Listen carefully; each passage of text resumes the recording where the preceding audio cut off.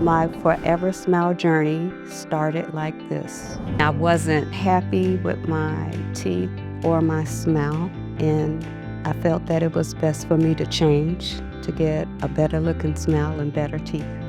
I could not chew really well. If I ate meat, it would hurt my teeth. I couldn't eat sweets, so more or less soft food.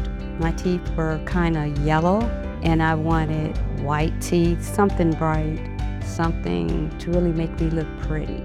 I've seen people with implants, and I just loved it. I did my homework, and I saw Forever Smile, and I wanted that Forever Smile.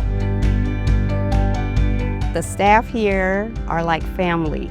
They are so kind, and the doctor is excellent. He was really nice, friendly. It was just wonderful. This is the place to come. I mean, you're treated great. If anybody wants to go to Forever Smile, run over here quick. You'll be happy. It's worth it. I am so satisfied. Everything looks natural. It doesn't look fake. It feels like I was born with these teeth.